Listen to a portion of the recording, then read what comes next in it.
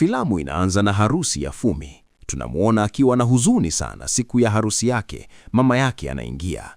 Fumi, tayari tunakusubiri. Ona, kulia kutaharibu tu makeup yako. Baba yako tayari amekubali zawadi ya kinywaji. Haya yote ni taratibu tu. Fumi anamsihi mama yake, tafadhali usiniruhusu nimuoe. Mama anasema, hayo ni maneno ya kipuuzi. Kuna watu na watu wetu tayari wanakusubiri uingie. Fumi anaomba tena, sawa, tafadhali waambie waondoke. Nataka kwenda shule. Siwezi kuolewa na mwanaume siyemjua. Simpendi, ni mzee sana. Mama anasema, njoo, kwenda shule au nini? Unataka kuwa kama mwalimu Labake? Yeye ni kichekesho. Hajaoa akiwa na zaidi ya miaka 30 bila mtoto. Hata wa nje ya ndoa hana. Ona, hutakuwa kama mwalimu Labake. Kamwe, hata nikifa. Mama, tafadhali nisikilize. Hapana. Mama anakataa kabisa kumsikiliza binti yake. Baba yako alikupa miaka 2 baada ya kutimiza miaka 18 ili uolewe kwa mapenzi. Hiyo ni miaka 4 zaidi aliyonipa mimi baba yangu. Ona, Odu hana mke, hana watoto, ni kama mpya. Mama anaendelea, Bwana Odu hata amewapa ardhi kama zawadi. Ndugu yako mdogo atakuwa na kitu cha kurithi. Msichana hana chaguo jingine zaidi ya kuendelea na harusi. Mama anamfunika kwa ushungi.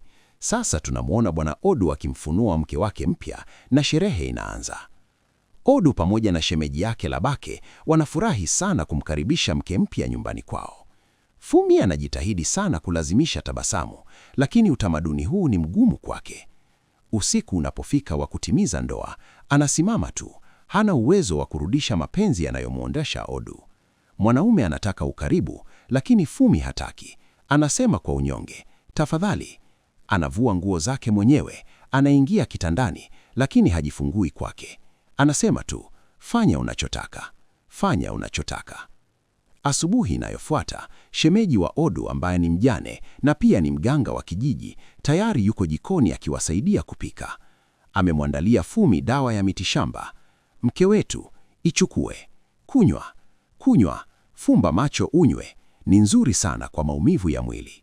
Mboga ni ngumu kupatikana siku hizi, hivyo mume wako lazima ajivunie. Na hii dawa ikiingia mwilini mwako, utapata ujauzito kirahisi. Ujauzito? Fumi anaitupa ile dawa haraka. Hayuko tayari kupata mtoto. Mwanamke anasema, njoo, Odu si kijana tena, na nina uhakika kupata watoto ni jambo la muhimu kwake. Fumi anajibu, kupata mimba itakuwa ngumu sana kwa sababu wewe huwa unakuja nyumbani bila taarifa wakati wowote. Morenike anasema, hapana, ona, Odu ni baba wa shamba, wewe ni mama kwa sasa, lakini mimi, Morenike, mimi ni kama mti shambani, mti muhimu sana.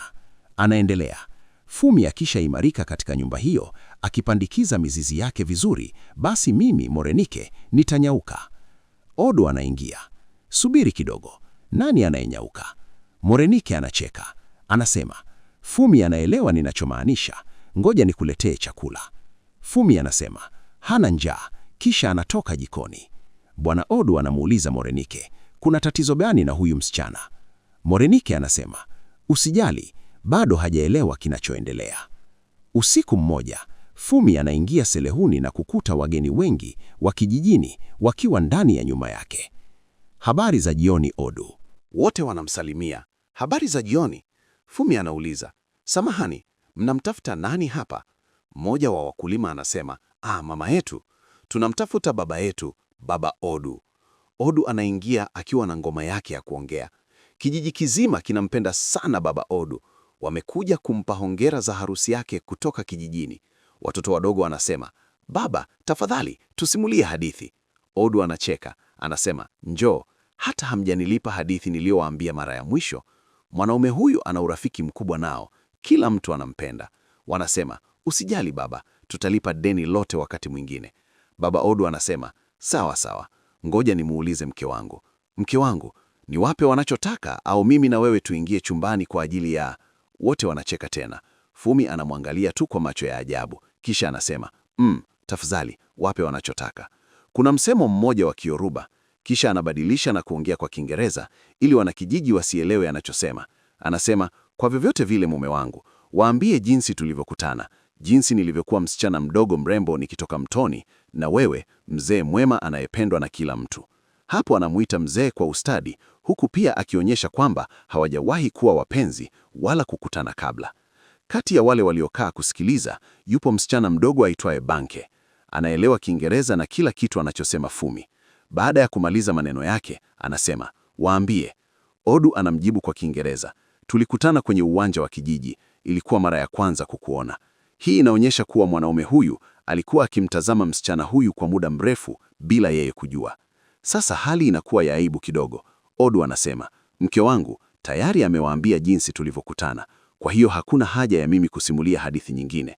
Lakini watu bado wanasisitiza, "Hadithi tafadhali."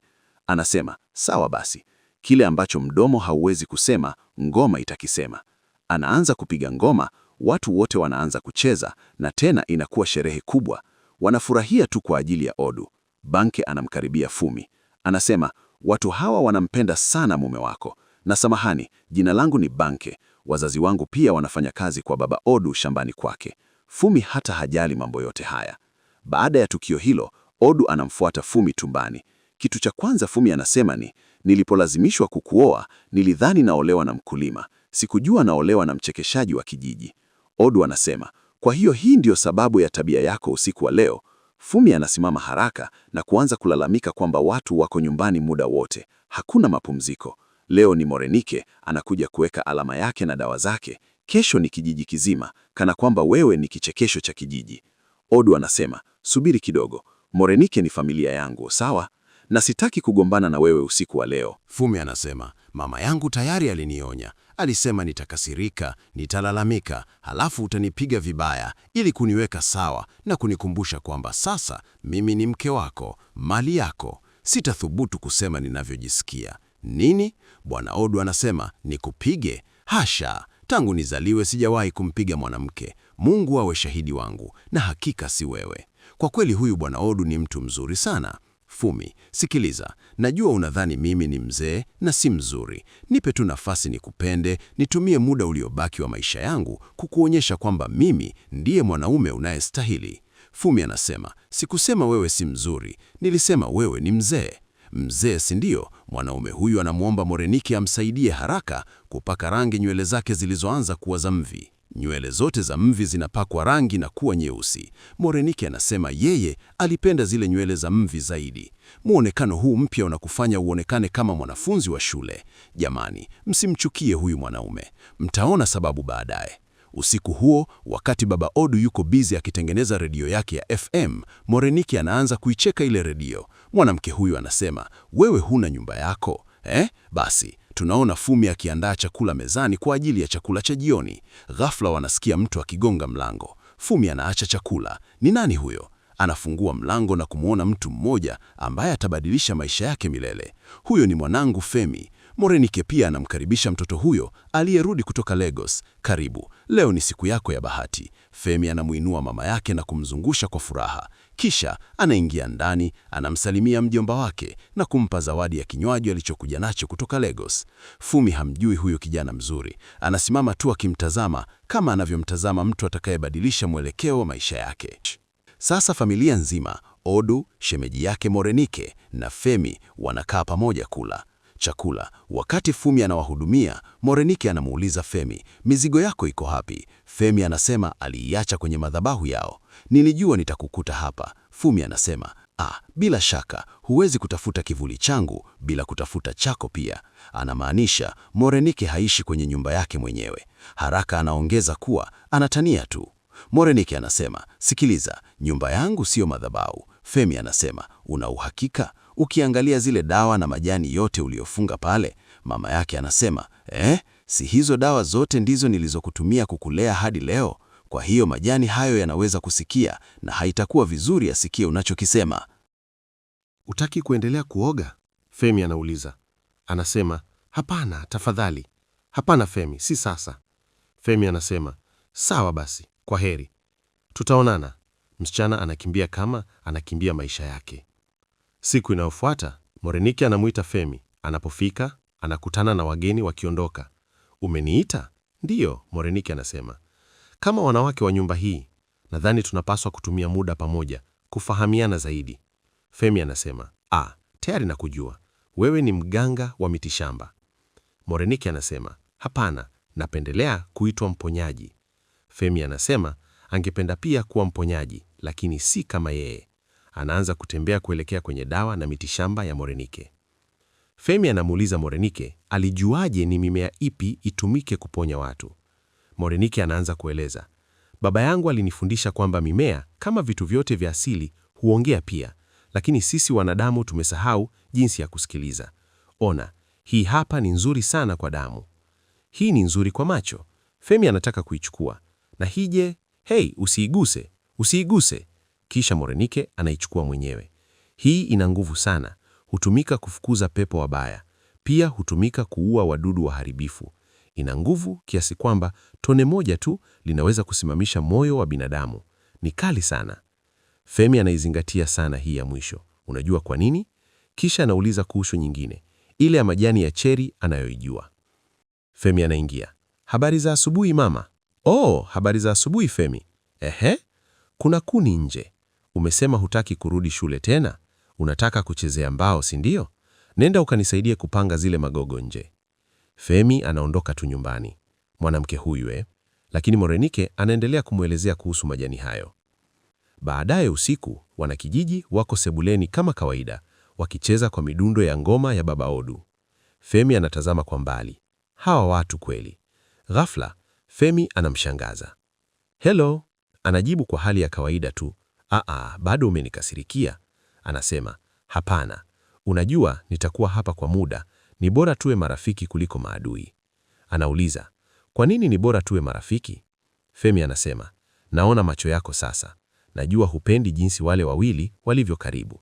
Ni bora uwe na rafiki kijana kama mimi. Au nirudi kukuita shangazi? Femi anatabasamu. Ili kumfanya naye atabasamu, anaruka kwa furaha. Tazama tabasamu lako. Tazama tabasamu lako. Kisha anamuuliza, kwa hiyo, tukutane baadaye? Femi anasema, ana kazi nyingi za kufanya. Femi anasema, ona, hawa watu watakaa hapa muda mrefu, watakuwa sawa. Mwishowe anakubali kukutana naye. Wanaondoka kila mmoja kivyake. Femi anaenda moja kwa moja kwenye karakana kumsubiri. Anapoingia na kuona vinyago na uchongaji, anauliza kama siku zote alijua kuwa hicho ndicho alichotaka kufanya maishani. Femi anasema, nilipenda kumtazama baba yangu akifanya kazi hii, na kufanya hivi kunifanya nijisikie karibu naye. Fumina anasema, basi baba yako lazima angekuwa anajivunia sana. Anacheka. Mama yangu asingekubali hilo. Yule mwanamke anadai anasikia sauti za roho. Fumi anasema, nilidhani anasikia majani tu. Majani, mawe, hata kazi yangu pia. Wakati mwingine nahisi anaweza kusikia ninachofikiria. Femi anamsogelea karibu zaidi na kumuuliza kwa sauti ya mvuto, unawaza nini? Femi anasimama. Anamvuta Fumi karibu kwa kushika vazi lake. Hali ya mvutano inaongezeka. Ungeweza hata kugeuza macho, lakini kabla hujafanya hivyo, anambusu kwa hisia nzito mdomoni. Subiri. Jamani.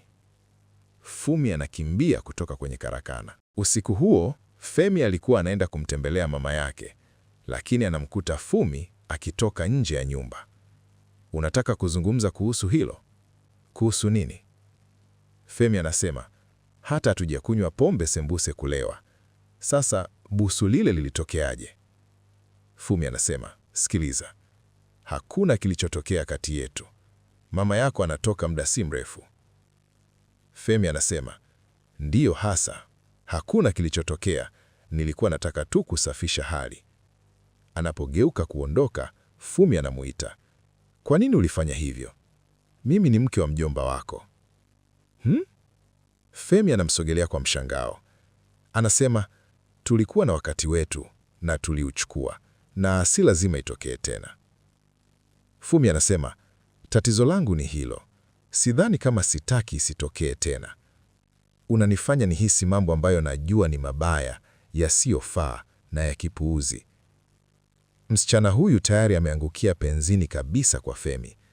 Anasema hofu yake sasa ni kwamba ingekuwa rahisi kwake kama Femi asingehisi vivyo hivyo. Femi anamsogelea tena.